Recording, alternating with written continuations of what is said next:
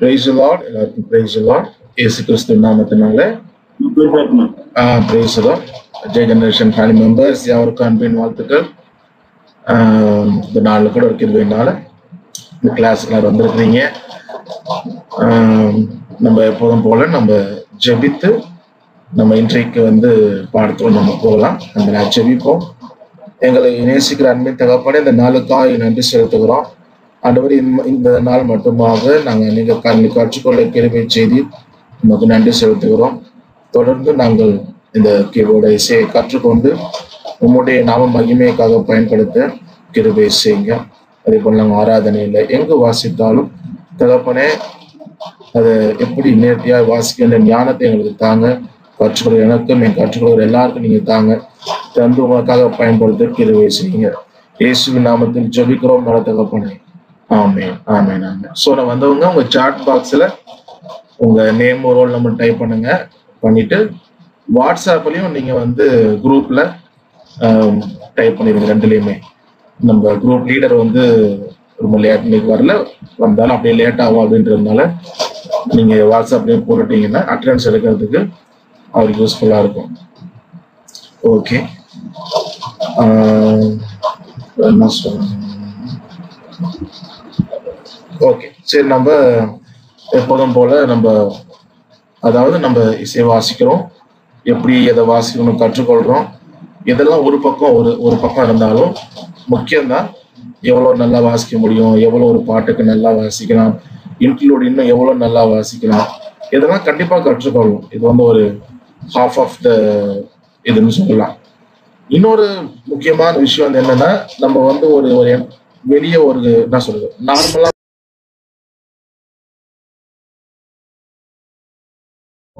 அப்படி போயிட்டு இருப்பாங்க. ஸோ நம்ம அப்படி இல்லை. நம்ம மேபி சர்ச்சஸ்ல வாசிக்கிறோம், இல்லை ஏதாவது வீட்டில் ப்ரேயர்ல அந்த மாதிரி வாசிக்கிறோம். ஸோ நம்ம ப்ரேயர் வந்துட்டாவே நம்முடைய main motto worshipping the God. So அப்போ அவருடைய நாம் மகிமை பண்ணணும், அவர் ஆராதனையில் பிரியப்படணும். ஸோ அதான் முக்கியம். அப்போ வேதத்தின்படி ஆராதனைனா என்ன, எப்படி ஒரு ஆராதிக்கணும், ஏதோ முக்கியத்துவம், இது போல சில காலையில் கற்றுக்கொண்டோமே நம்ம சர்ச்சில் வாசிக்கும் பொழுதும் இல்லை நம்ம வளர்ந்து வரும் பொழுதும் வேத வசனத்துல என்ன இருக்கு, ஆராதனைனா என்ன, இல்லை இசை குறித்து என்ன இருக்கு, ஒரு விஷயங்களை இந்த மாதிரி விஷயங்களை கற்றுக்கொள்ளும் பொழுது வேதத்தின் அடிப்படையிலான ஒரு இசை இருக்கிறப்போ அவனுடைய நாம் மகிமைப்படும்.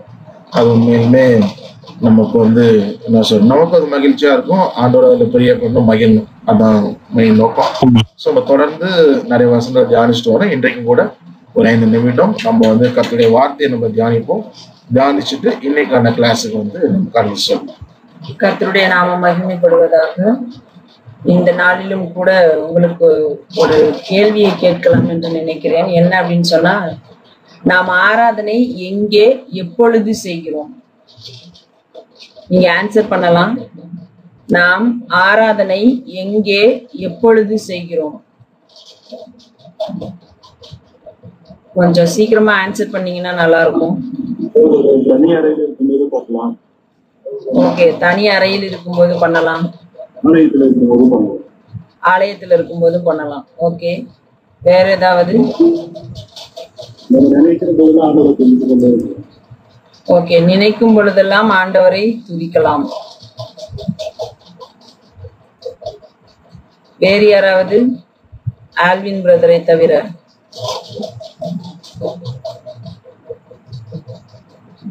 இந்த கருத்தை தவிர வேறு எந்த கருத்தும் இல்லையா? தனி அறையில், நினைக்கும் போதெல்லாம், ஆலயத்தில். ஓகே, நம்ம இப்போ 3 பாயிண்ட் சொல்லியிருக்காங்க. என்னன்னா, 1, நாம் தனியாக இருக்கும் பொழுது, நாம் நினைக்கும் போதெல்லாம், அதே நேரத்துல ஆலயத்தில். இந்த 3 விஷயங்களையும் நாம் எடுத்துக்கொள்ளும் பொழுது இதில் எதை நாம் அதிகமாக செய்கிறோம்? உண்மையிலேயே ஆராதனை அப்படின்னு சொன்ன உடனே நமக்கு ஞாபகம் வருவது எது அப்படின்னு சொல்லி நம்ம யோசித்து பார்க்கலாம். தனியாக செய்வதா, அல்லது நம்ம எப்பொழுது வேண்டுமானாலும் செய்கிறதா, அல்லது ஆலயத்தில் செய்கிறதா? எதில் நாம் அதிகமாக முக்கியத்துவம் கொடுக்கிறோம்? இன்னும் நம்ம சொல்ல போனோம் அப்படின்னு சொன்னா, நம்முடைய வீடுகளில் நடக்கிற எந்த ஒரு நிகழ்ச்சிகளாகட்டும், ஃபங்க்ஷனா இருக்கட்டும், எதுவா இருந்தாலும் நம்ம என்ன பண்றோம்? ஆண்டவரை அங்கே துதிக்கிறோம். திருமணமா இருக்கலாம், பர்த்டே நிகழ்ச்சியா இருக்கலாம், இல்ல இறப்பா இருக்கலாம், எதுவாக இருந்தாலும் நம்ம ஆண்டவரை அங்கே ஆராதிக்கிறோம் என்று சொல்லுகிறோம். ஆனால் இன்றைக்கு பார்க்கும் பொழுது அது ஒரு விதத்துல ஃபார்மாலிட்டியா, நாங்களும் கிறிஸ்தவர்கள், நாங்கள் சபைக்கு செல்லுகிறவர்கள், ஆகையினாலே நாங்கள் ஆராதிக்க வேண்டும் அப்படின்ற ஒரு கருத்திலையும் போய்கொண்டிருக்கிறதை நாம் பார்க்க முடிகிறது.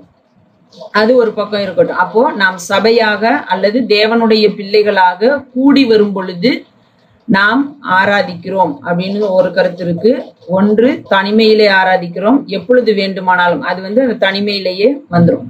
அப்போ இந்த தனிமை, இன்னொன்று என்ன அப்படின்னு சொன்னா ஆலயம், நாம் தேவனுடைய பிள்ளைகளாக கூடி வரும் பொழுது. இந்த இரண்டு கருத்துக்களிலுமே நம்ம எடுத்துக்கொள்ளும் பொழுது எதை அதிகமாக செய்கிறோம் அல்லது ஆராதனை அப்படின்னு சொல்லி அந்த வார்த்தையை சொல்லும் பொழுதே நம்முடைய ஞாபகத்தில் வருவது எது அப்படின்ற இரண்டு காரியங்களை நம்ம இந்த நேரத்துல சிந்திக்கலாம். நம்முடைய ஞாபகத்தில் வருவது எது? உடனடியாக சொல்லும் பொழுது நமக்கு ஆலயம் அப்படின்றதுதான் ஞாபகத்துல வருது. அப்போ நம்ம ஆலயத்தில் தான் அதிகமாக தேவனை ஆராதிக்கிறோம்.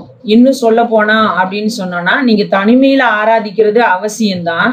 ஆனால் நீங்கள் ஆலயத்தில் ஆராதிக்கும் பொழுது அல்லது ஆலயத்தில் ஜெபிக்கும் பொழுது, ஆலயத்துல நீங்க இதை செய்தீர்கள் என்று சொன்னால், அப்போ உங்களுக்கு அதுக்கு உரிய பலன் அதிகமாக இருக்கும் அப்படின்னு சொல்லி பிரசங்கிக்கிறவர்கள் உண்டு. நாமும் கூட அதை நம்புகிறோம், அதை சொல்லுகிறவர்களாகவும் காணப்படுகிறோம். அது உண்மையிலேயே சரியானதா அப்படின்னு சொல்லி ஒரு கேள்விய நம்மிடத்தில் நாமே கேட்கிறவர்களா இருப்போம்.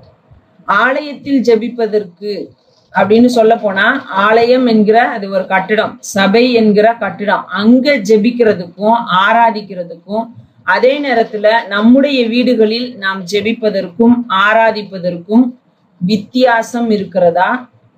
அல்லது இங்க நம்முடைய வீடுகளில் நாம் ஜெபிக்கும் பொழுதும் ஆராதிக்கும் பொழுதும் இருக்கிற வல்லமையை விட ஆலயத்தில் ஜெபிக்கும் பொழுது வல்லமை அல்லது அதற்கு கிடைக்கும் பலன் அதிகமாக இருக்கிறதா? யாராவது ஆன்சர் பண்ண முடியுமா? இரண்டுமே ஒரே விஷயம்தான் அப்படின்னு நம்ம நினைக்கிறோமா? இல்ல, நான் தனிமையா என்னுடைய வீட்டுல இருக்கும் பொழுது ஆராதிக்கிற நேரத்துல எனக்கு கிடைக்கிற பலனை விட, அப்படின்னா அதுக்கு கிடைக்கிற ரிசல்ட்டை விட ஆலயத்துல போகும்போது அதுக்கு ரிசல்ட் கொஞ்சம் பவர்ஃபுல்லா தான் இருக்கு.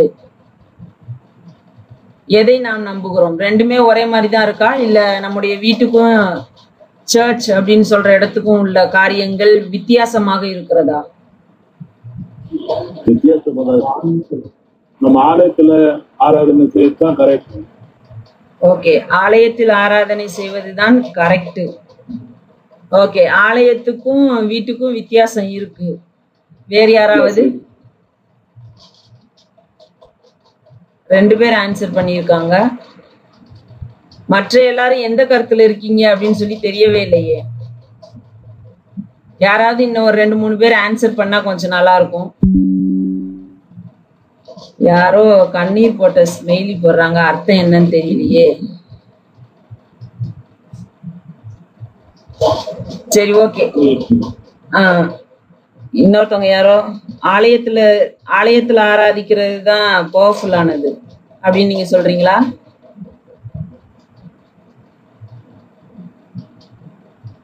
ஒருத்தவங்க ஆன்சர் பண்ண. ஓகே, ஆலயத்தில் ஆராதிப்பது பவர்ஃபுல்லானது வீட்டை விட அப்படின்னு சொல்லி அநேகருடைய கருத்துக்கள் இருக்கிறது. சரி, அப்ப அது உண்மையா அப்படின்னு சொல்லி இன்னொரு விதத்துல நம்ம சிந்திக்கணும். அதற்கு முன்பதாக நான் கடந்த வாரத்துல சொல்லும் பொழுது ஒரு விஷயத்த சொல்லியிருந்தேன். என்ன அப்படின்னு சொன்னா, நம்ம ஓகே, இன்னொருத்தவங்களும் ஆலயத்தில் ஆராதிப்பதுதான் அப்படின்ற மாதிரி ஹேண்ட் ரைஸ் பண்ணியிருக்காங்க. ஓகே, ஆலயத்தில் ஆராதிப்பது நம்ம அதை தான் பிலீவ் பண்றோம், அப்படிதான் நம்ம வளர்க்கப்பட்டு இருக்கிறோம். ஆனா வேதம் என்ன சொல்லுகிறது அப்படின்றத நம்ம கொஞ்சம் டிஸ்கஸ் பண்ணியே வருகிறதான நாட்கள்ல தியானிக்கலாம். அதற்கு முன்பதாக கடந்த வாரத்துல நான் சொன்ன ஒரு காரியம் என்ன அப்படின்னு சொன்னா, நம்முடைய ஓகே யாரோ ஒருத்தவங்க இண்டிவிஜுவல் வர்ஷிப், தனிப்பட்ட ஆராதனை அப்படின்னு சொல்லி போட்டிருக்காங்க.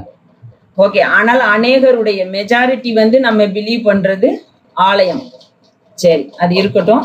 அது என்ன அப்படின்றத நம்ம தொடர்ந்து தியானிக்கலாம்.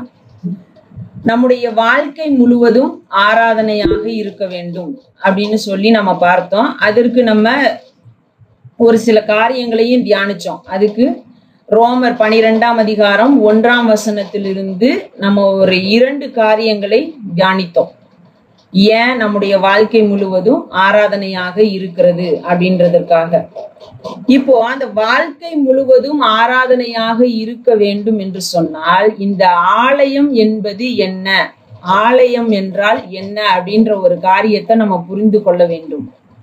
ஏன்னா அநேக நேரத்துல ஆலயத்துல போய் ஆராதிக்கிறது என்று நாம் சொல்லும் பொழுது ஆலயம் என்கிற கட்டிடத்தை தான் நாம் சொல்லுகிறோம்.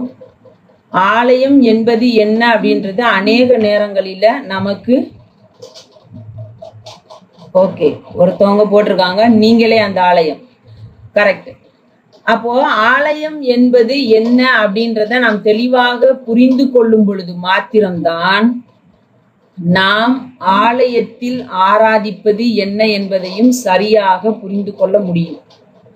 இன்றைக்கு அநேக நேரங்களிலே நாம் செய்வது என்ன, சொல்லுவது என்ன என்று சொல்ல போனால் ஆலயம் என்பது நம்மை பொறுத்த வரைக்கும் அது ஒரு கட்டிடமாக, சபை என்று சொல்லும் பொழுதும் அது ஒரு கட்டிடமாகவே இருக்கிறதை நம்மால் பார்க்க முடிகிறது. ஓகே, அதனால நாம் கடந்த வாரத்துல சொன்னது நம்முடைய வாழ்க்கை முழுவதும் ஆராதனை. இன்றைக்கு நாம் ஒரு கேள்வியோடு தொடங்கி இருக்கிறோம். என்ன அப்படின்னு சொன்னா, நாம் எங்கே ஆராதிப்பது வல்லமை மிகுந்தது, எங்கே ஆராதிக்க வேண்டும், எப்பொழுது ஆராதிக்கிறோம் அப்படின்னு சொல்லி ஒரு கேள்வி பார்த்தோம். ஆலயத்தில் ஆராதிப்பது தான் வல்லமை உள்ளது அல்லது அதுக்கு அதிக பலன் உண்டு அப்படின்றத நம்மில் அநேகர் நம்புகிறோம், விசுவாசிக்கிறோம். அது உண்மையான்றதை பார்க்க போகிறோம். அதற்கு முன்பதாக இந்த ஆலயம் என்றால் என்ன என்பது என்ன அப்படின்றதற்கு நாம் வேதம் முழுவதிலிருந்தும் ஒரு கண்ணோட்டத்தை பார்த்துவிட்டு அதற்கு பிற்பாடு நாம் ஆராதனையையும் ஆலயத்தையும் இணைத்து ஒரு காரியத்தை பார்க்கலாம். அதை அடுத்த வாரத்துல நம்ம ஆலயம் என்பது என்ன, என்றால் என்ன, நாம் தான் அந்த ஆலயம். அதே நேரத்துல வேதம் ஆதியாகமத்திலிருந்து வெளிப்படுத்தல் வரைக்கும் நமக்கு சொல்லுகிற ஒரு சில விஷயங்களை நம்ம பார்த்து விட்டு அதை புரிந்து கொண்டால் நாம் இந்த ஆராதனை எங்கே எப்பொழுது செய்ய வேண்டும், எங்கே செய்வதிலே அதிக பலனுண்டு என்பதை தெளிவாக புரிந்து கொள்ள முடியும். தேவன் நம்மோடு கூட இருந்து வழி நடத்துவாராக.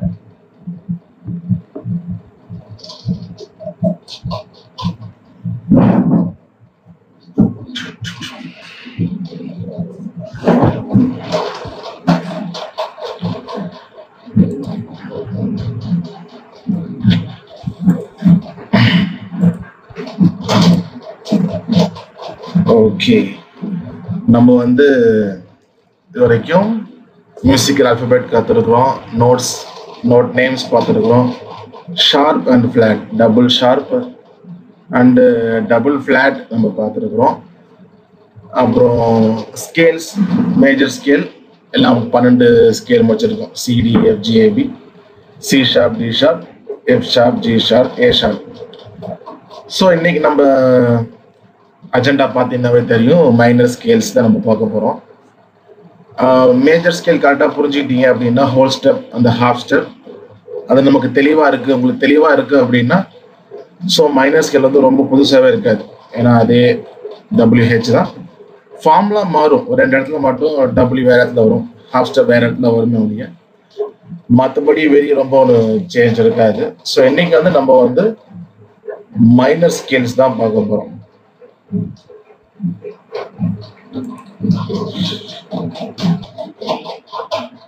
ஓகே, ஸோ நம்ம மேஜர் ஸ்கேலில் வந்து ஒரு 2-3 டைப்ஸ்லாம் கிடையாது.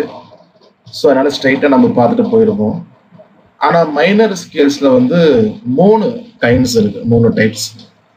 ஸோ என்னென்ன அப்படின்னு பார்த்தோம்னா natural minor, harmonic minor, melodic minor. So மைனரில் 3 விதங்கள் இருக்கு. ஒன்று வந்து நேச்சுரல் மைனர், ஒன்று வந்து ஹார்மோனிக் மைனர், இன்னொன்று வந்து மெலடிக் மைனர். ஓகே, ஸோ இந்த 3ல நம்ம அதிகமாக வாசிக்கிறது நமக்கு தெரிஞ்சது நேச்சுரல் மைனர் தான். நம்ம அதையும் பார்ப்போம். இந்த ஹார்மோனிக்கும் மெலடிக்கும் சாங்ஸ் கம்போஸ் பண்ணப்போ ஏதாவது 1-2 சாங்ஸ் வந்து இதுல இருக்கு, நிறையவே இருக்கு. பட் அதிகமா நம்ம வந்து நேச்சுரல் மைனர் தான் நம்ம வாசிப்போம் பண்ணுவோம். ஸோ மூணுத்துக்கும் ஒரு ஃபார்ம்ல கொஞ்சம் மாறும். ஆனால் நம்ம ஹார்மோனிக் மைனர் மெலடிக் மைனர் நம்ம ரொம்ப அந்த சாங்ஸுக்கு மட்டும் யூஸ் பண்றதுனால நம்ம எல்லா ஸ்கேல்ஸுக்கும் போட மாட்டோம். ஸோ நேச்சுரல் மைனர் மட்டும்தான் நம்ம இப்போ ஸ்கேல் வாசிக்க போகிறோம். ஆனால் இந்த எல்லா நோட்ஸும் முடிகிறப்ப கடைசியில் நான் சொல்லுவேன் ஹார்மோனிக் மைனர்ல என்ன சேஞ்ச், மெலடிக்னா என்ன, ஒரு ஸ்மால் சேஞ்ச் தான் இந்த ஸ்கேல்ஸில். ஓகே, ஸோ நம்ம நேச்சுரல் மைனர் தான் நம்ம ரெகுலராக வாசிக்கிறது. ஸோ இதுக்கு முன்னாடி மைனர் ஸ்கேல் பார்த்துறீங்க தெரிஞ்சிருந்தாலுமே நம்ம நேச்சுரல் மைனர் தான் நம்ம வந்து வாசிப்போம். ஓகே, ஸோ மைனர் ஸ்கேலோடைய ஃபார்முலா. ஸோ ஃபார்முலா என்ன அப்படின்னா WH WWH WW. Wனா ஹோல் ஸ்டெப், Hனா half step, whole step half step, whole step whole step half step, whole step whole step. So பார்க்குறப்ப தெரியும் நமக்கு மேஜர்ல இருந்து கொஞ்சம் வித்தியாசம் இருக்கும். ஓகே, ஸோ நம்ம ஹோல் ஸ்டெப் வந்து எப்படி நம்ம ஹோல் ஸ்டெப்னா ஒரு ஸ்டெப்பை விட்டுட்டு தாண்டணும், ஹாஃப் ஸ்டெப்னா நெக்ஸ்ட் ஸ்டெப். ஓகே, ஸோ இப்போ சி மைனர் நம்ம எப்போதும் போல ஃபார்முலாவை மேலே எழுதிக்கிறோம். ஃபார்முலாவை மேலே எழுதிட்டு சி மைனர், சி கீழே இருக்கிறது finger number. Okay, so finger number 1 2 3 1 2 3 4 5. So C எழுதிக்கிறோம். இப்போ சியில இருந்து நெக்ஸ்ட்ல இருந்து ஃபார்முலா அப்ளை பண்ணணும். ஸோ சியில இருந்து இப்போ நீங்க பாக்குறீங்க ஃபர்ஸ்ட் ஹோல் ஸ்டெப் இருக்கு, W இருக்கு. ஸோ சி வந்து இங்க 1ல இருக்கு. 1ல இருந்து ஹோல் ஸ்டெப்னா 3. அப்போ சில இருந்து ஹோல் ஸ்டெப்னா D.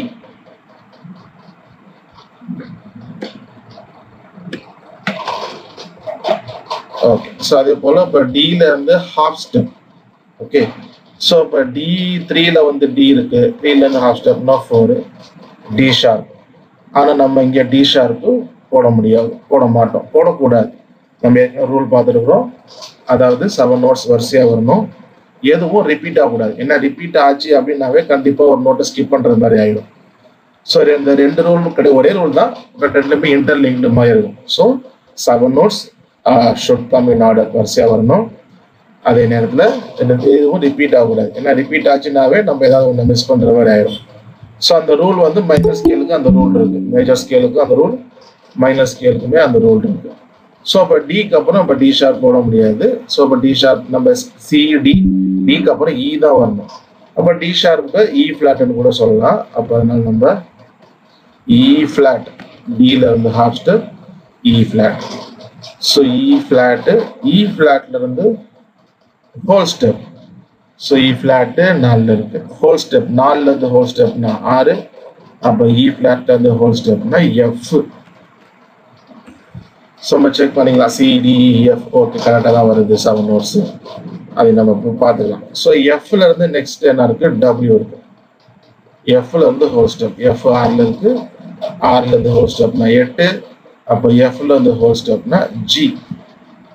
ஸோ எஃப்க்கு அப்புறம் G தான் வரணும், கரெக்டாக வருது. அதே போல் Gல இருந்து ஹாஃப் ஸ்டெப். இப்போ Gல இருந்து ஹாஃப் ஸ்டெப்னா 8ல இருந்து 9 G ஷார்ப்பு. ஏற்கனவே G வந்ததுனால G ஷார்ப் போட முடியாது, Gக்கு அப்புறம் A தான் வரணும். ஸோ அப்போ இங்கே G ஷார்ப்புக்கு இன்னொரு நேம் A ஃபிளாட்டு. ஸோ நம்ம இங்கே சி மைனர்ல A flat,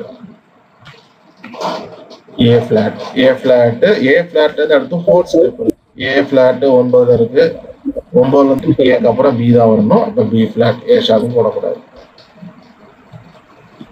B flat. Okay, B ஃபிளாட்ல இருந்து ஹோல் ஸ்டெப். ஸோ B ஃபிளாட்ல இருந்து ஹோல் ஸ்டெப், B ஃபிளாட் 11ல இருக்கு, 11ல இருந்து ஹோல் ஸ்டெப்னா 12 விட்டு 1 C. ஸோ எந்த ஸ்கேலுமே எதில் ஆரம்பிக்கிறது அதில் முடியும். ஸோ சியில் ஆரம்பிச்சு கரெக்டாக சியில் முடிஞ்சுது. ஸோ நம்ம ஸ்கேல்ஸ் போகிறப்ப ஞாபகம் வச்சுக்கணும், இந்த 7 நோட்ஸ் தான் ஸ்கேல், எந்த ஸ்கேலாக இருந்தாலும் C, D, E flat, F, G, A flat, B flat. இந்த கடைசி நோட் சி, இது 8th நோட்டுங்கிறது ரிப்பீட் தான். ஸோ 7 நோட்ஸ் தான், எந்த ஸ்கேலாக இருந்தாலும் 7 நோட்ஸ் ஞாபகம் வச்சுக்கணும். ஆனால் நம்ம வாசிக்கும் பொழுது ஒரு இந்த C to C இந்த ஆக்டேவ் வாசிச்சா தான் ஒரு ஸ்டார்ட் ஒரு எண்ட் இருக்க மாதிரி இருக்கிறனால நம்ம எக்ஸசைஸ்க்காக இருந்தாலும் எதுக்காக இருந்தாலும் அதே போல சொல்லும் பொழுதும் சரி ஸோ அந்த வோக்கல் எக்ஸசைஸ் பண்ணும் பொழுதும் பார்த்தீங்கன்னா அந்த சால இருந்து சா வரைக்கும் தான் முடியும். ஏன்னா ஒரு கம்ப்ளீட் ஒரு ஃபினிஷிங் மாதிரி இருக்கும். ஓகே, ஸோ நமக்கு சி மைனருடைய ஸ்கேல்ஸ் இப்போ இதில் வந்து 3 ஃபிளாட் இருக்கு. இ ஃபிளாட் இருக்கு, ஏ ஃபிளாட் இருக்கு, பி ஃபிளாட் இருக்கு. So 3 flat. ஸோ இந்த மாதிரி சைட்ல எழுதிக்கலாம். நீங்க மேஜர் ஸ்கேல்ஸ் எழுதியிருப்போம், அதுக்குமே நீங்க என்ன பண்ணுங்க, இந்த மாதிரி ரைட் சைட்ல இடம் இருந்தது அப்படின்னா எத்தனை ஷார்ப் வருது, 2 ஷார்ப்னா 2 ஷார்ப். இப்போ இ மேஜர்ல 4 ஷார்ப், அப்போ சைட்ல இது மாதிரி 4 ஷார்ப். எஃப் மேஜர்ல 1 ஃபிளாட், அப்போ 1 ஃபிளாட். அந்த மாதிரி சைட்ல போட்டு வச்சுக்கோங்க. ஓகேவா? ஸோ ஃபியூச்சர்ல நமக்கு யூஸ்ஃபுல்லா இருக்கும். ஓகே, ஸோ சி மைனர் நம்ம போட்டுட்டோம். C D, E flat, F, G, A flat, B flat, C.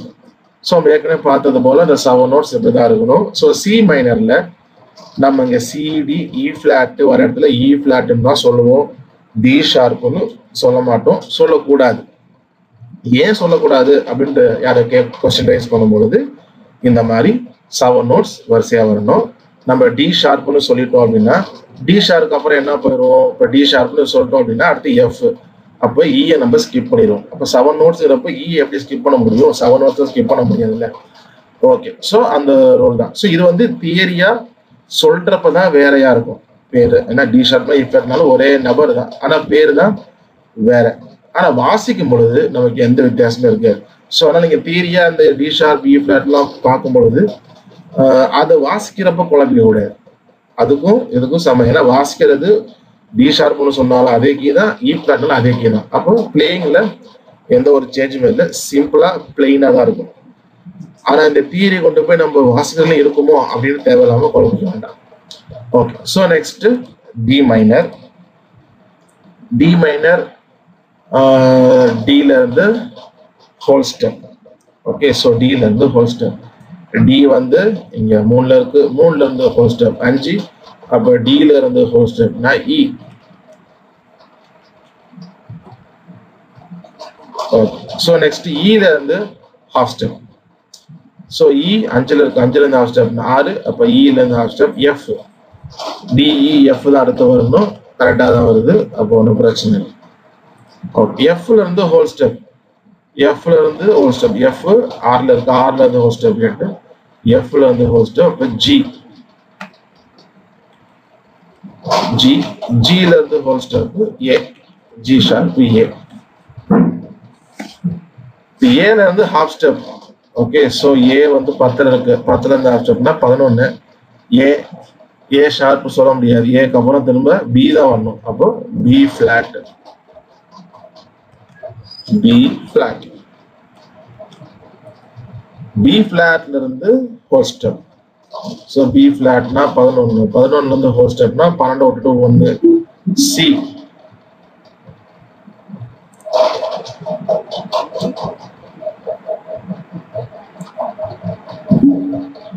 So B ஃபிளாட்ல இருந்து சி, சில இருந்து whole step D, C sharp போட்டுட்டு டி. ஸோ டில ஆரம்பிச்சு நம்ம டில முடிச்சிட்டோம். இப்போ இந்த ஸ்கேல்ல பாத்தீங்கன்னா ஒரே ஒரு ஃபிளாட் தான். இ வந்து 5ல இருக்கு, 5ல இருந்து ஹோல் ஸ்டெப்னா 7. அப்ப இல இருந்து ஹோல் ஸ்டெப்னா எஃப் ஷார்ப். இங்க ஜி ஃபிளாட் இருக்கு, எஃப் ஷார்ப் இருக்கு, இக்கு அப்புறம் எஃப் தான் வரணும். ஸோ நம்ம ஜி ஃபிளாட் சொல்ல மாட்டோம், எஃப் ஷார்ப். ஏல இருந்து ஹோல் ஸ்டெப் பி, பிக்கு வந்து தனியா ஷார்ப்னு கீ கிடையாது. அப்ப பில இருந்து ஹாஃப் ஸ்டெப் சி. என்ன புரியல அப்படின்னா, இப்போ சி வந்து நம்ம சி வந்து போடுறோம் அப்படின்னா, இப்போ சி மேஜர் அப்படி போடுறோம் அப்படின்னா அந்த சியை விட்டுட்டு C sharp 1 D 2 D sharp 3 அப்படி கணக்கு போடணுமா, இல்ல சில இருந்து 1 2 3 கணக்கு போடணுமா? இப்போ மைனர்னா ஃபிளாட் தான் வரணும்னு அவசியம் கிடையாது.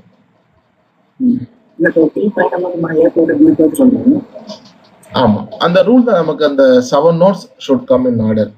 இப்போ இங்க சி மைனர்ல டி வருது, டிக்கு அப்புறம் இ தான் வரணும். அப்ப டி ஷார்ப்னு சொல்ல முடியாது, இ ஃபிளாட்னு சொல்றோம்.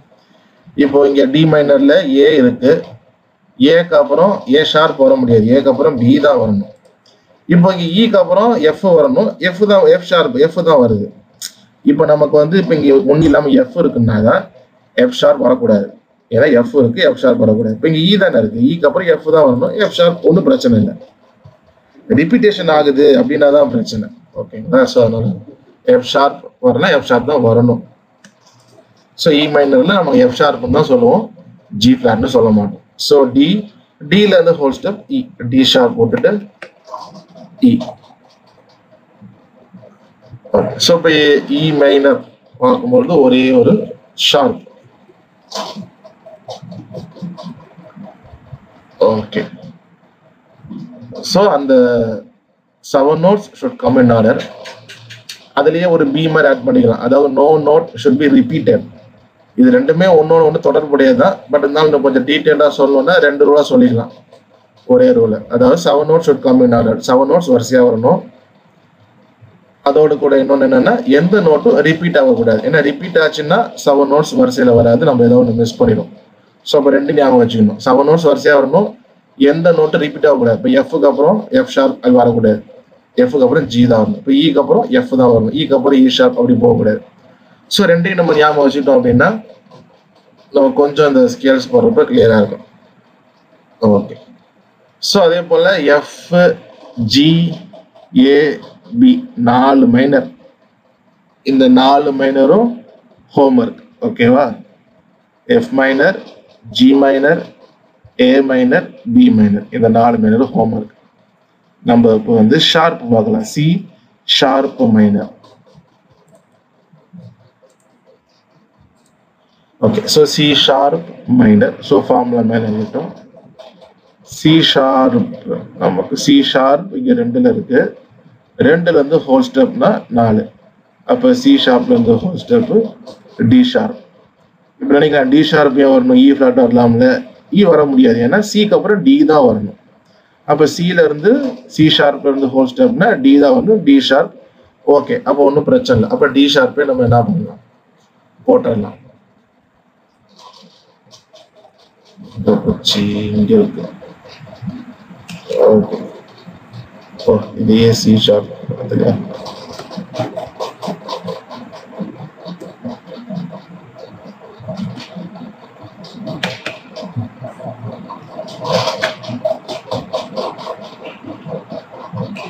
சி ஷார்ப் வந்து whole step D sharp. Okay. So D sharp, D ஷார்ப்ல இருந்து ஹாஃப் ஸ்டெப், டி ஷார்ப்ல இருந்து ஹாஃப் ஸ்டெப் என்ன வரும், இ வரும். ஸோ டி ஷார்ப் 4ல இருக்கு, 4ல இருந்து ஹாஃப் ஸ்டெப்னா 5, அப்போ இ.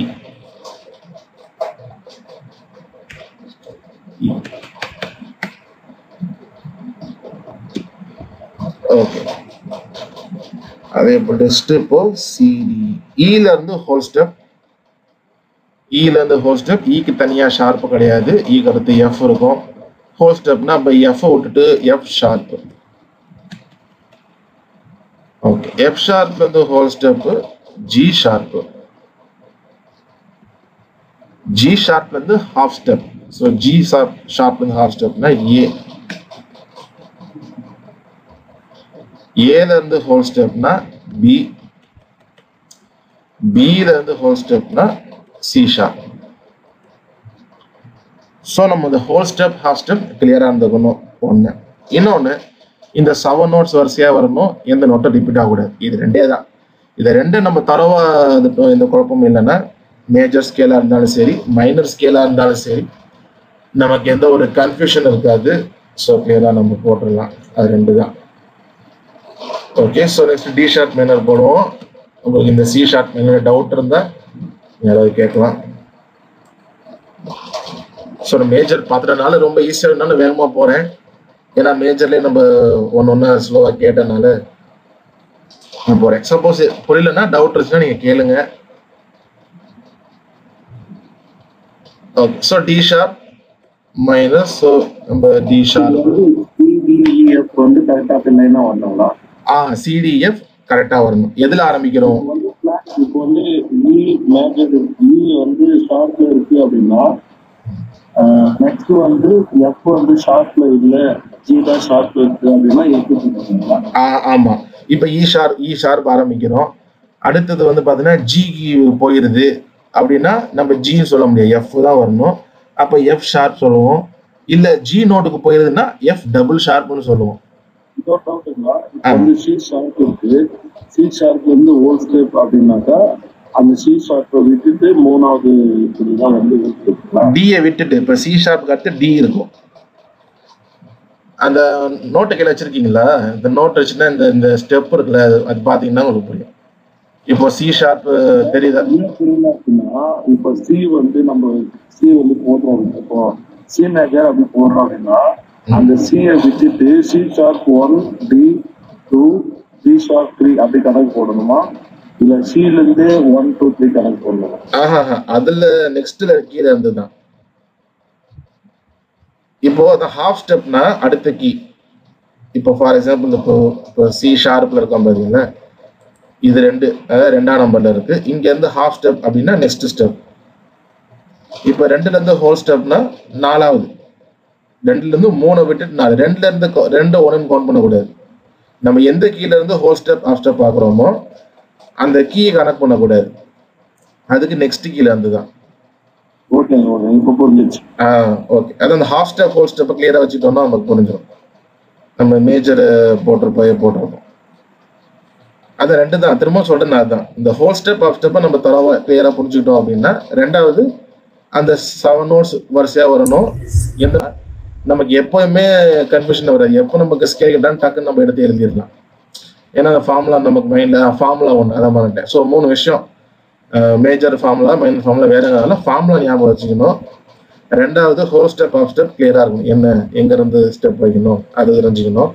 மூணாவது அந்த 7 நோட்ஸ் வரிசையா வரணும், எந்த நோட் ரிப்பீட் ஆகக்கூடாது. ஸோ இந்த 3 தரவா இருந்துட்டோம் அப்படின்னா நம்ம எப்போ வேணா ஸ்கேல் எழுதிடலாம்.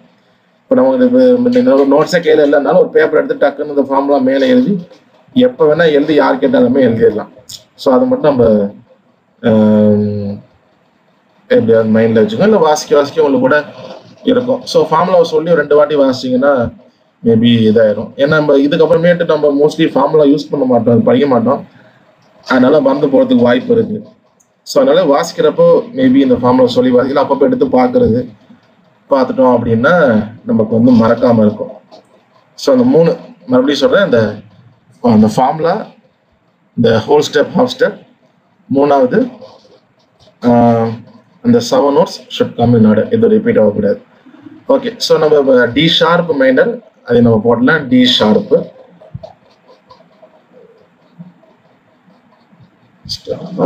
ஸோ டி ஷார்ப் 4ல இருக்கு. ஸோ டி ஷார்ப்ல இருந்து ஹோல் ஸ்டெப். இப்போ 4ல இருந்து ஹோல் ஸ்டெப்னா 5 விட்டுட்டு 6. அப்போ 4ல இருந்து 6.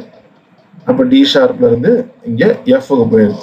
ஸோ இப்போ நம்ம கேட்ட டவுட் வருது. இப்போ டி ஷார்ப் வந்து எஃப்க்கு போயிடுது. நம்ம டிக்கு அப்புறம் எஃப் வரக்கூடாது, இ தான் வரணும். அப்போ இல இருந்து எஃப் பார்க்குறப்போ ஒரு ஸ்டெப் ஹாஃப் ஸ்டெப், அப்போ ஒரு ஷார்ப். அப்போ இ ஷார்ப். எஃப் வந்து நம்ம என்ன பண்ணுவோம், இ ஷார்ப். அப்போ டி ஷார்ப்ல இருந்து ஹோல் ஸ்டெப் இ ஷார்ப். ஆனா வாசிக்கும் போது அதான் சொன்னேன், வாசிக்கும் பொழுது எஃப் தான் வாசிக்க போறோம். ஸோ எந்த ஒரு வாசிக்கிறத குழப்பிக்க வேண்டாம். So it's so simple. ஆனா தீர சொல்லும் பொழுது நம்ம இப்படி சொல்லுவோம். ஏன் அப்படின்னு யாரு கேட்டாங்கன்னா, ஏன் வாசிக்கிறப்ப தான் வித்தியாசம் இல்லையே, ஏன் சொல்லும் போது இப்படி தேவையெல்லாம் போட்டு குழப்பணும் அப்படின்ற மாதிரி கேட்டாங்க அப்படின்னா இந்த ரூல் சொல்லணும். ஏன்னா 7 நோட்ஸ் வரணும். 7 நோட்ஸே ஒன்று விட்டுட்டு போயிட்டோம் அப்படின்னா அது ஒரு லாஜிக்கலி ஒரு ஒரு பெரிய ஒரு இது மாதிரி தான். அது ஒரு நோட்டை விடக்கூடாதுல்ல அப்படின்னு ஒரு தியரி வைஸ் தான். ஓகே, ஸோ எஃப் வரக்கூடாது, டிக்கு அப்புறம் இ தான் வரணும். இ ஷார்ப். இ ஷார்ப்னா எஃப். இப்போ எஃப்ல இருந்து ஹாஃப் ஸ்டெப் அப்படின்னா எஃப்க்கு அடுத்து என்ன இருக்கு, எஃப் ஷார்ப். ஸோ இதுக்கு பிரச்சனை இல்லை, ஏன்னா இக்கு அப்புறம் எஃப் தான் வரணும். எஃப் ஷார்ப்ல இருந்து whole step. Okay, so F sharp எல்ல இருக்கு. எல்ல இருந்து ஹோல் ஸ்டெப் 9. எஃப் ஷார்ப்ல இருந்து ஹோல் ஸ்டெப் ஜி ஷார்ப். எஃப்க்கு அப்புறம் ஜி தான் வரணும். இங்க மேல ஏ ஃபிளாட் இருக்கு, நமக்கு அவசியம் இல்லை. நமக்கு என்ன எஃப்க்கு அப்புறம் ஜி தானே வரணும். ஸோ ஜி ஷார்ப் வரதுல நமக்கு எந்த ஒரு கிளியரா வந்துடுது. அப்போ G sharp. Okay, so G ஷார்ப்ல இருந்து whole step. G sharp whole step A விட்டுட்டு ஏ ஷார்ப். ஏ ஷார்ப்ல இருந்து whole step, sorry half step. A ஷார்ப்ல இருந்து half step B. B double flat. So பில இருந்து ஹோல் ஸ்டெப். ஸோ பில இருந்து ஹோல் ஸ்டெப்னா பிக்கு தனியாக ஷார்ப்னு கிடையாது, பிக்கு அடுத்து சி தான் இருக்கும். அப்போ சியை விட்டுட்டு சி ஷார்ப், சி ஷார்ப் வந்து ஹோல் ஸ்டெப், டியை விட்டுட்டு டி ஷார்ப். ஸோ இதில் நம்ம பார்க்கும்பொழுது D sharp, E sharp, F sharp, G sharp, A sharp, C sharp. இந்த டி ஷார்ப் வந்து ரிப்பீட்டேஷன் தான், அதனால அதை நம்ம கவுண்ட் பண்ண மாட்டோம். அப்போ இதில் வந்து 1 2 3 4 5 6 ஷார்ப் வருது. ஓகே, ஸோ சி ஷார்ப் மைனரில் 1 2 3 4 4 ஷார்ப் வரும், 4 ஷார்ப். ஓகே, மீதி 3 மைனர் ஸ்கேல் இருக்கு. என்னென்ன? F sharp minor, G sharp minor, ஏ ஷார்ப் மைனர். இது 3 ஹோம்ஒர்க் பண்ணிடணும். நம்ம இப்போ டி ஃபிளாட்டும் இ ஃபிளாட்டும் அதே போல பார்ப்போம். ஓகே, ஸோ மேஜர் மைனர் அந்த மாதிரி ஸ்கேல் பார்க்குறப்ப ஷார்ப்பும் ஃபிளாட்டும் கலந்து வரும். இப்போ எஃப் மேஜரில் ஃபிளாட் வரும், இ மேஜரில் ஷார்ப் வரும். ஸோ மேஜர்னா ஷார்ப்பு தான் வரணும், மைனர்னா ஃபிளாட் வரணும், அப்படி கிடையாது. ஓகேங்களா? ஆனால் ஷார்ப் ஸ்கேல் ஃபிளாட் ஸ்கேல்னு பார்க்குறப்போ அதில் நமக்கு இப்போ இந்த ஷார்ப்பில் பார்த்தீங்கன்னா ஃபுல்லாகவே ஷார்ப் வரும். ஏதோ ஒரு ஸ்கேலில் மேபி சேஞ்ச் இருக்கலாம், மேபி நீங்கள் ஹோம்ஒர்க் பண்ணும்போது நமக்கு தெரியும். ஓகே, ஸோ டி ஃபிளாட்,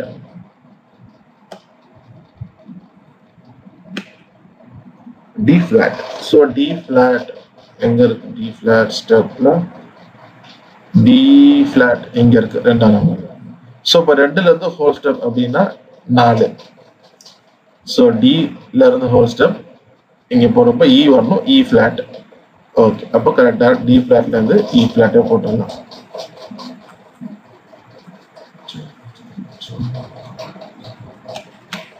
இ ஃபிளாட்,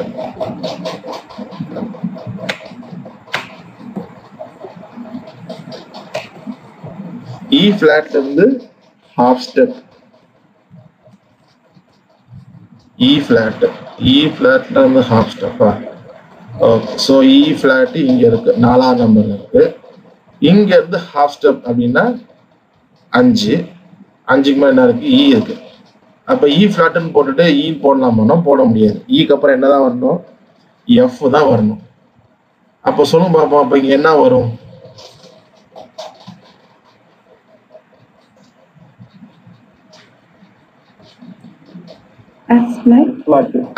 அவ்வளவுதான். Very good. So F flat. இங்க எஃப்ல இருந்து ஜஸ்ட் ஹாஃப் ஸ்டெப் தானே, அதனால எஃப் ஃபிளாட்.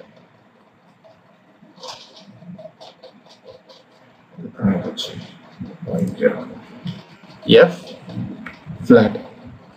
ஸோ நம்ம வந்துடக்கூடாது, நம்ம தீரி எழுதும் பொழுது அதாவது ஷார்ப்பு ஃபிளாட்டு ஜென்ரலா எப்படின்னா ஃபிளாட்னா அதாவது லோயர் நோட்ஸ் எல்லாமே ஃபிளாட். ஒரு நோட்ஸ் ஃபேஸ் வேல்யூ எடுத்துக்கிட்டோம் அப்படின்னா அதுல இருந்து கீழே வர எல்லாமே, லெஃப்ட்ல வர எல்லாமே ஃபிளாட்டு, மேல ரைட் சைட்ல போற எல்லாமே ஷார்ப்.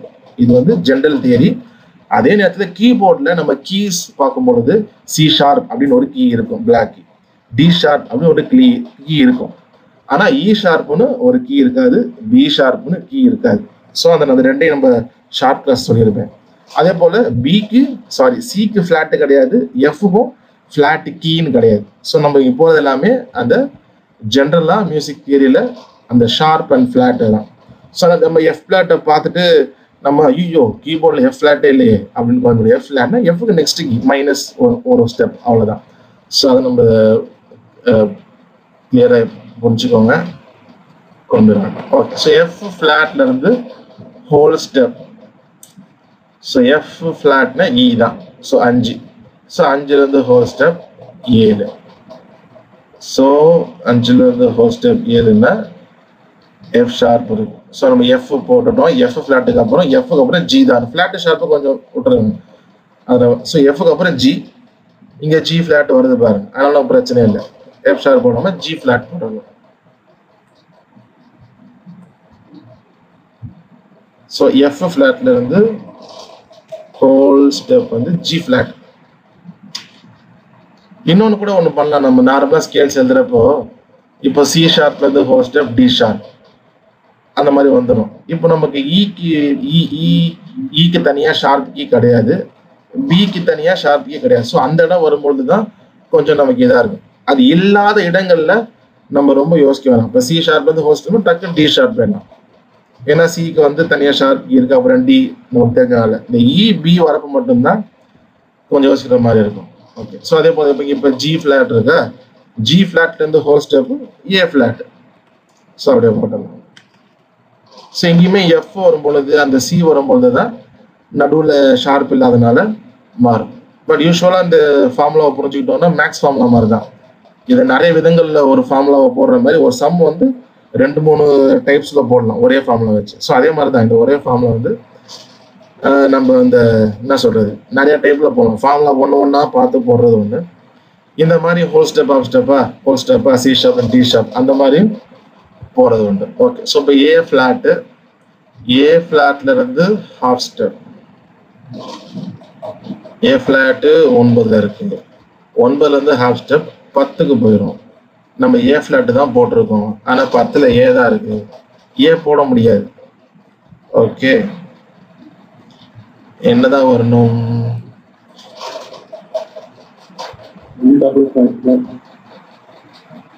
எஸ்.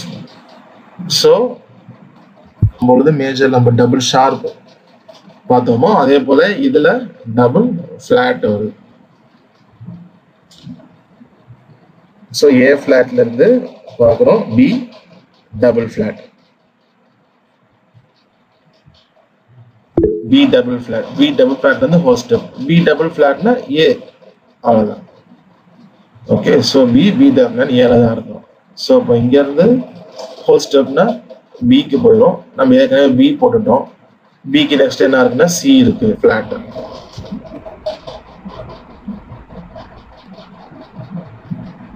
ஓகே, ஸோ அதே போல சி ஃபிளாட்ல இருந்து ஹோல் ஸ்டெப் நான் சொன்ன மாதிரி சி டி இது வரப்போலாம் நமக்கு பெரிய இதுவா இருக்காது, நடுவில் அந்த இ பி வரும்போது தான். So C flat whole step நம்ம சொன்னா டி ஃபிளாட் ஸ்ட்ரைட்டா போட்டலாம். ஸோ டி ஃபிளாட் ஆரம்பிச்சு டி ஃபிளாட்ல முடிஞ்சு.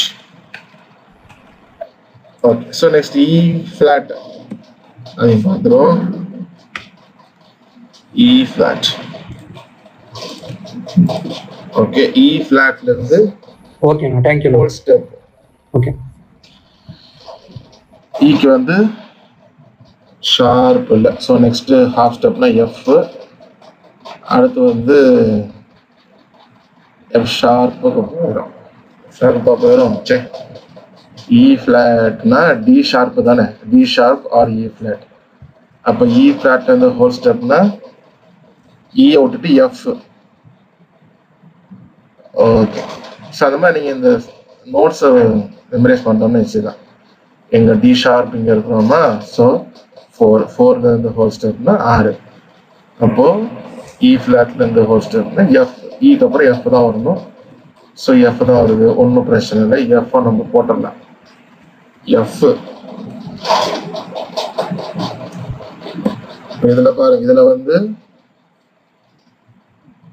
எஃப் இஎஃப், எஃப்ல இருந்து ஹாஃப் ஸ்டெப்பு எஃப் ஷார்ப்புக்கு போகும், ஆனால் எஃப் ஷார்ப் சொல்ல முடியாது, ஜி தான் சொல்லணும். அப்போ ஜி ஃபிளாட், ஜி ஃபிளாட்ல இருந்து whole step A flat.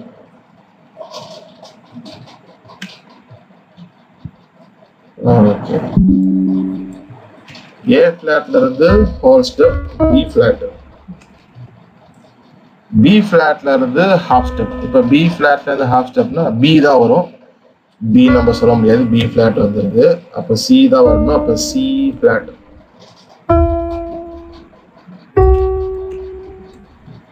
Okay, C flat அப்படின்னா பி, அதாவது இங்க இருக்க இடம். ஸோ அப்போ அங்கேருந்து ஹோல் ஸ்டெப் அப்படின்னா சி ஷார்ப் போகும், சி ஷார்ப் சொல்ல முடியாது.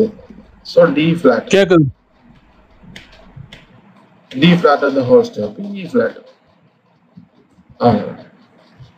ஸோ இதில் வந்து 1 2 3 4 5 6 ஃபிளாட். ஓகே, ஸோ இதுலேயும் G flat, A flat, B flat, இந்த 3 ஹோம்ஒர்க் எழுதிருங்க. நம்ம வந்து இதுலேயுமே திரும்பவும் ஒரு டவுட் கிளியர் பண்ணிடுறேன். இப்போ இந்த சி ஷார்ப் மைனர் எடுத்தா இதுவும் அதே போல டி ஃபிளாட் மைனர். இது ரெண்டுமே ஒரே கீஸ் தான், பேர் தான் வேற வேற வரும். அப்புறம் ஏன் நம்ம தனியா எழுதுறோம் அப்படின்னா நம்ம நெக்ஸ்ட் கிளாஸ்ல உங்களுக்கு தெளிவாக புரிஞ்சிடும். ஏன் வந்து நம்ம தனித்தனியா சி ஷார்ப் எழுதுறோம், பி ஃபிளாட் எழுதுனா வாசிக்கிறப்போ ஒரே ஸ்கேல் தானே, ஒரே அவசியம். கிளாஸ்ல பார்ப்போம் ரிலேட்டிவ் மைனர், ரிலேட்டிவ் எழுதுறோம், ரெண்டையுமே எழுதுறோம். ஸோ ஒருத்தரோட வாசிக்கிறப்ப கேட்டாங்க ரெண்டுமே வாசிக்கணுமா அப்படின்னு கேட்டாங்க. ரெண்டுமே வாசிக்கணும்னா ஒரே ஸ்கேல் தான், சி ஷார்ப்பே திரும்ப வாசிக்கிற மாதிரி தான் இருக்கும்.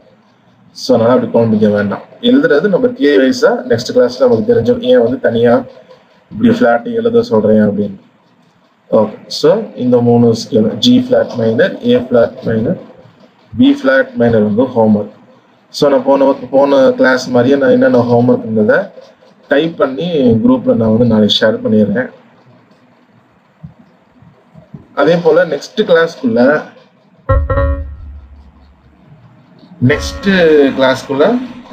முடிஞ்ச வரைக்கும் எக்ஸசைஸ்லாம் வாட்சிடும் நான் ஒன்று அனுப்பிடுறேன்.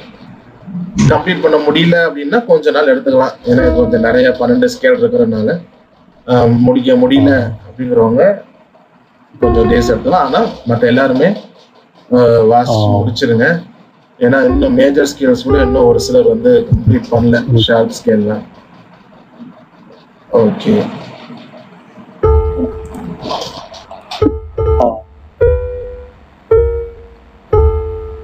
ஓகே ஓகே, அது கண்டிப்பா அனுப்பிச்சிருங்க.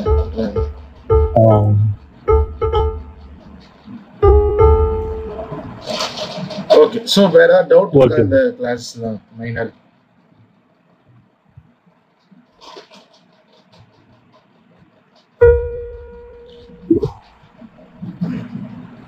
கொஸ்டின்ஸ் இருந்தா ஹேண்ட் ரைஸ் பண்ணுங்க, நான் உங்களுக்கு கேட்கிறேன்.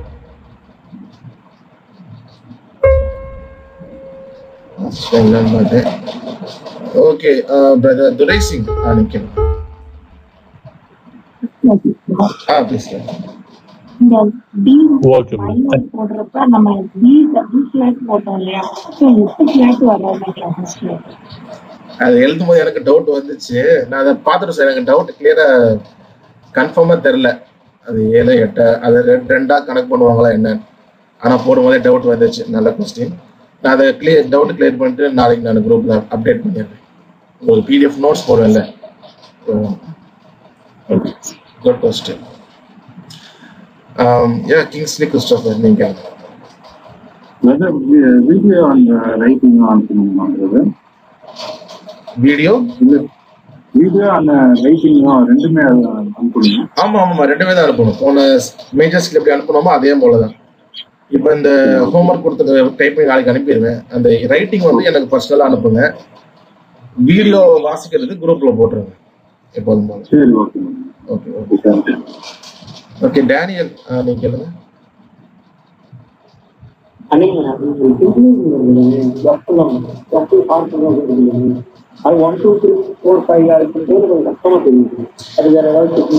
ஃபிங்கர் வந்து முடிஞ்ச வரைக்கும் எதை ஃபாலோ பண்ணுங்க. அப்படி இல்லை அப்படின்னா உங்களுக்கு எது கம்ஃபர்டபுளோ மாத்திக்கலாம். அது ஒன்றும் இந்த ஃபிங்கர் தான் வாசிக்கணும் அவசியம் கிடையாது. இது எக்ஸசைஸ்ன்றதுனால நம்ம எல்லா ஃபிங்கர் எக்ஸசைஸ் கொடுக்கணும். சொல்லி வர வந்து எல்லா விரலுக்கும். ஸோ சப்போஸ் ஒரு சில ஸ்கேல்ஸ் வந்து முடியல அப்படின்னா ஃபிங்கர் நீங்கள் மாற்றிக்கோங்க. ஆனால் ஒன்று மனசில் வச்சுக்கோங்க, 5 ஃபிங்கர் யூஸ் பண்ணுற மாதிரி ஸ்கேல்ஸ் வாசிங்க. சரிங்களா?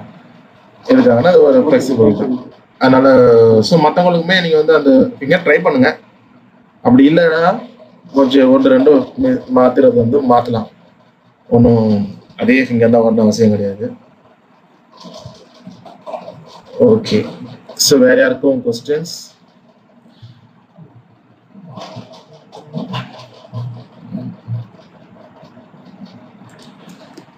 சரி, ஜஸ்ட் நான் பியானோவில் மட்டும் அந்த மைனர் ஒரு சில ஸ்கேல் நான் வச்சு காட்டிடுறேன். அப்படியே நம்ம அதையும் கூட செக் பண்ணிடலாம். கரெக்டாக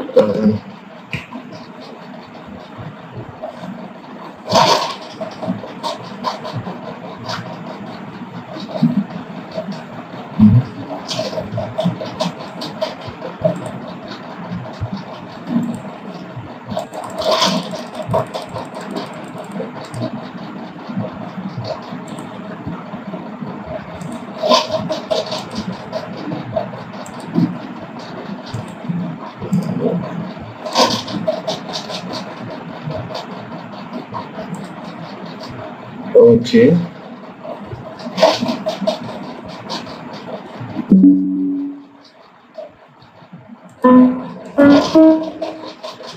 so C minor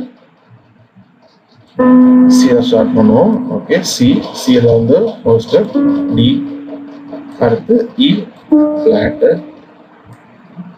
F, G, A flat, B flat, C. Okay so நம்ம ப்ளே பண்ணுறப்போ கீபோர்ட் ப்ளே பண்ணுறப்போ ஸோ எந்த வித்தியாசமும் இருக்காது, அதே நோட்ஸ் தான். பட் தியரியா சொல்லும்போது வித்தியாசம் இருக்கும். ஏன்னா அந்த ரூல் தான், அந்த 7 நோட்ஸ் வரிசையாக வரணுன்ற ஒரு ரூல் தான். இதுதான் பார்த்தீங்கன்னா டபுள் ஷார்ப்பு, டபுள் ஃபிளாட்டு, இங்கே எஃப் ஷார்ப்னு சொல்லக்கூடாது, ஜி ஃபிளாட் சொல்லணும். இது எல்லாத்துக்குமே காரணம் என்னன்னா அந்த 7 நோட்ஸ் வந்து வரிசையாக வரணும், எதையும் ஸ்கிப் பண்ணக்கூடாதுங்கிற அந்த ரூல் தான். ஓகே ஏற்கனவே மேஜர் ஸ்கேல் வாசிச்சிருக்கனால ஓகே நம்ம வாசிக்க வேண்டாம். Stop here. பிரதர் அது டபுள் பிளாட் வந்துச்சு இல்லைங்களா? சொல்லுங்க. அது டபுள் பிளாட் வந்து அது ஒரு வாட்டி ப்ளே பண்ணுங்க. ஓகே இந்த டபுள் ஃபிளாட் வந்து டி ஃபிளாட் மைனர்ல வருது. Okay so D flat minor, so D flat minor, so D flat இந்த whole step, E flat, E ஃபிளாட்ல இருந்து ஹாஃப் ஸ்டெப் நினைக்கிறேன், எஃப் ஃபிளாட்னா இ தான்.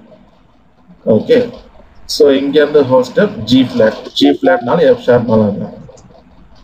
ஸோ ஜி ஃபிளாட்ல இருந்து ஹோல் ஸ்டெப் ஏ ஃபிளாட். இப்போ ஏ ஃபிளாட்ல இருந்து ஹாஃப் ஸ்டெப்ங்கிறப்ப நம்ம ஏ தான் வாசிக்கணும். ஆனா தியரியா பாக்குறப்ப பி ஒரு flat, B 2 flat. So B double ஃபிளாட்னா ஏ தான், நம்ம ஏ தான் வாசிக்க போறோம். அதான் சார். ஸோ வாசிக்கிறப்ப நமக்கு எந்த ஒரு சேஞ்சும் இல்லை, ஏ ஃபிளாட் போறோம், ஹாஃப் ஸ்டெப் போறோம். அதே போல இப்ப இங்க இப்ப ஏல இருந்து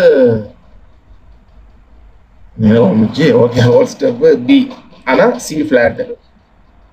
ஓகே ஸோ தியரி இது சேர்த்து வச்சோம்னா நம்ம இருக்கும். அதே போல சி ஃபிளாட்னா பி, இருந்து whole step B flat. Okay so அதான். ஸோ பி டபுள் ஃபிளாட்னா ஏ தான். ஸோ வாசிக்கும் பொழுது பெரிய ஒரு சேஞ்ச் இருக்காது, தியரியா சொல்லும் போது மட்டும்தான்.